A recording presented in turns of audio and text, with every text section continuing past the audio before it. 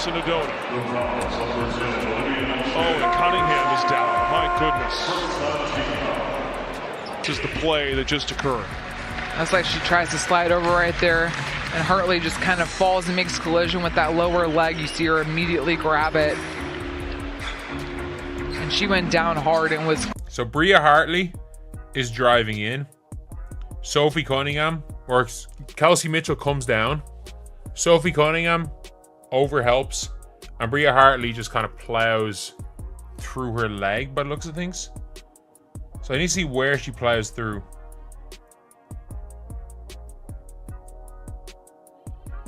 She kind of plows through the knee. One hard drive, one rotation, and suddenly the entire building stops breathing. Sophie Cunningham hits the floor clutching her knee, and the game flips from strategy to survival in a heartbeat. Replays race across timelines before trainers even arrive. Some see awkward momentum, others see a reckless lane crash, and between those angles sits the truth nobody can freeze long enough to capture. Indiana came in battered but believing. And Sophie was the steady pulse that kept possessions clean and voices calm. That is why this moment lands like a punch to the season. When a player who thrives on edge hits the deck, the whole roster has to rewire on the fly. Silence says more than commentary, and you can feel it pressing on every late-game decision. This is not just about pain. It's about timeline, identity, and a locker room trying to hold its nerve while the internet writes a verdict in real time. Before scans and statements, one question swallows everything. And Sophie's holding like her patella. She's holding her patella. It does look like it's a patella. It's a patella injury. Normally people will hold higher in their knee if it's a knee ligament injury. It looks like she might have either broke or either ruptured her patella. What just happened, and what does it take from Indiana's run right now? But the real weight of that question only shows when you look at who Sophie has been for the Fever lately. Sophie's impact is larger than the numbers broadcasters flash between highlights. The shot-making stretches the floor, the switches sharpen matchups, and the voice keeps possessions honest. In a season where injuries keep reshuffling the deck, her reads arrive fast, her spacing opens lanes, and her tone steadies young guards who are still speeding up to the league. She does the small things on time, and that turns into big moments when the game tightens. Take that off the floor, and rotations do more than shift. Confidence shifts with them. Players who are thriving in defined lanes must expand their games in a week, and that is never painless. And that heartbeat only makes sense when you rewind the sequence that changed everything in a single step. This is the Connecticut Sun. This is a team that have jumped through players' knees before. I'm not ruling it out. I think it's accidental. Strip away the internet's pause button and watch the play as athletes actually live it. A ball handler turns the corner. A helper rotates to cut off the lane. Feet tangle at a bad angle. Momentum refuses to negotiate, and shock hits a planted joint that never asked for company. The whistle is late because whistles always chase chaos. Nobody on the floor is diagramming intent. They're just fighting for space that disappears faster than people think. At full speed, it looks hectic. Slow down, it can look calculated. The truth usually sits in a gray lane, where two good reads arrive a beat too late. The aftermath is cruel. One person limps off while everyone else must reset, breathe, and keep score.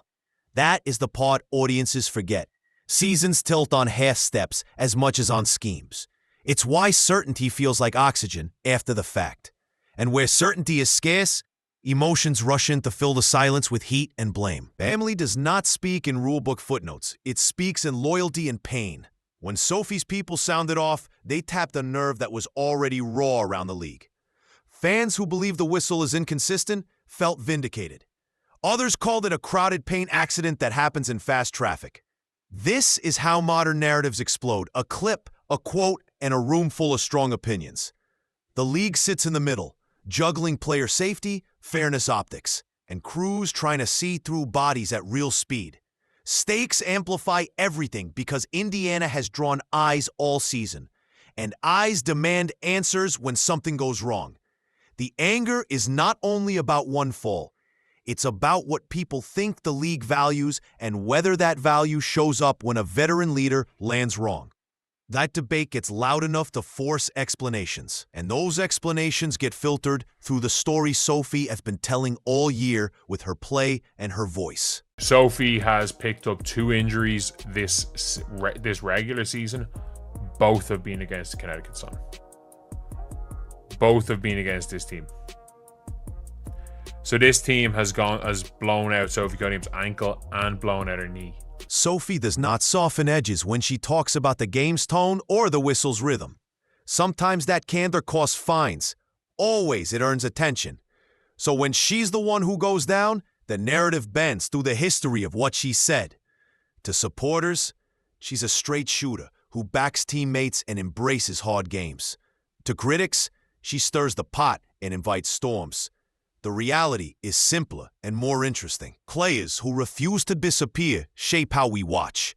They raise the temperature and define the stakes on nights that might otherwise blur together. That is why her absence feels bigger than a typical injury. It's a silence in a space she usually fills, a pause where the soundtrack used to be loud. It's also why fans demand clarity on what happened and what happens next. And the chase for clarity always runs through the replay machine before it gets anywhere near policy. One camera angle makes a collision look incidental. Another frames it as unforgivable. Half-speed exaggerates contact while real-time normalizes it. And everyone chooses the version that matches their gut. That is not dishonesty. It's human. In a league playing faster and tighter, these moments become referendum clips on what kind of product fans signed up for. Do we want edge or sterilized safety? Do we trust a quick whistle or prefer consequences to police the lane? If standards are unclear, anger becomes the default. Teams cannot coach the comment section. They can coach anticipation, angles, and earlier calls that reduce worst-case contact.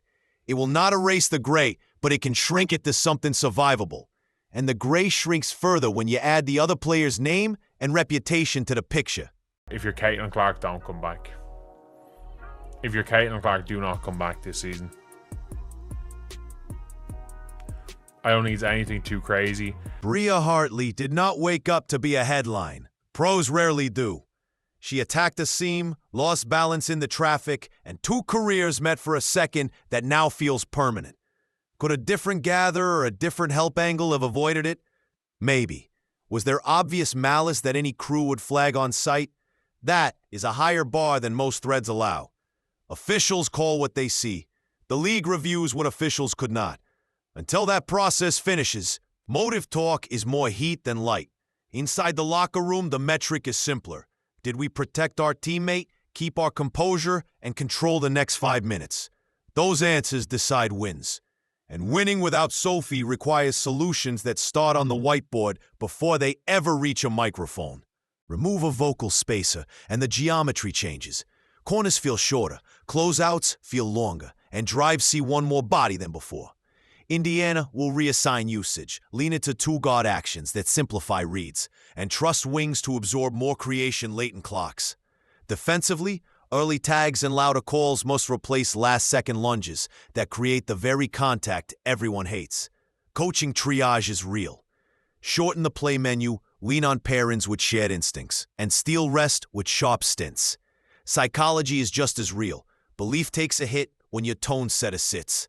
Leaders must refill it with details, not speeches. Execute the boring parts perfectly for 2 minutes, and you buy the next 2. That is how a room proves it's bigger than one voice. And hovering over all of it is the hardest job in sports.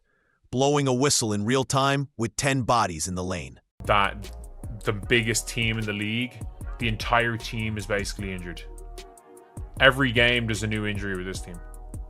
Like, this is a team. This is meant to be the pinnacle of the team. That's the pinnacle of the sport, the most viewed team. Officiating a faster league with heavier traffic is a GPS problem with tunnels.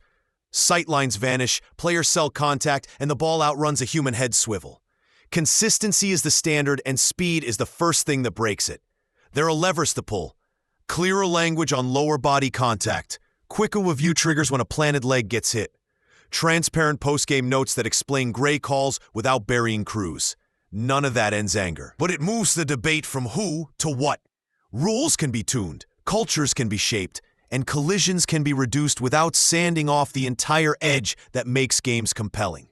An edge is exactly what the league is trying to sell, without watching it spill into chaos. Bigger audiences bring bigger feelings. Fans want intensity without injury. Players want respect without losing the right to play hard. The league wants a show that sells without waking up to a fire drill every third night. You can usually have two of those at once, not all three. Balance is the only grown-up answer. Keep rivalry spicy, punish recklessness regardless of jersey, and communicate standards clearly enough that everyone knows the line. Done right, outrage cools faster and the sport keeps its bite. Sophie's collision is not just an incident. It is a case study in how a maturing league handles friction under bright lights. Handle it well, and trust grows. Fumble it, and cynicism wins. And while the macro debate rages, the micro reality is forming inside the Fever's room. Teammates remember who speaks for them in scrums, timeouts, and film. Sophie does. That presence is a currency you spend when games wobble. Without it, others have to step into the echo and speak earlier, cleaner, louder. Young pieces will be tested in how quickly they turn emotion into execution. Leaders calm the room by doing small things perfectly for 2 minutes straight. That is how belief regenerates after shock. It's not the viral speech. It's the quiet stop, the smart swing, the extra pass that drops. Do that, and the next person breathes better. Miss it, and the narrative gets heavier than legs. Teams that survive storms turn outside noise into inside fuel. That is the test now. And one way to beat noise is to learn the patterns that create nights like this in the first place. Eventually, the scan speaks. If it whispers short timeline, Indiana exhales and reshuffles with optimism. If it says weeks, the staff engineers a plan that squeezes shooting from unexpected places and shifts late clock touches to guards who live at the line. If it says months, the conversation becomes about identity and seeding rather than ceilings. None of those paths are pretty. All are navigable with clarity and buy-in. The one thing the Fever cannot do is let a single play define a year of work. Players do not choose how a storm starts. They choose how it ends. That choice is on the board now, and it matters more than the noise around it. And that looks us back to why you clicked, and the choice I'm asking you to make. This moment asks whether a league can keep its edge, protect its people, and tell the truth fast enough for a world that never stops arguing. You tan. And nights like this force upgrades that make it possible. Sophie's toughness has never been in doubt. Only the timeline is unknown. Indiana's test is to adapt while they wait and to prove the room is stronger than one shock. If you want coverage that treats players like people, follows facts without killing drama, and stays quick on updates, stay with us. Subscribe now so you do not miss the next chapter as it breaks. Because we'll keep it fast, human, and honest. Because the next twist is already rolling off the rim. And you'll want to be here when it falls.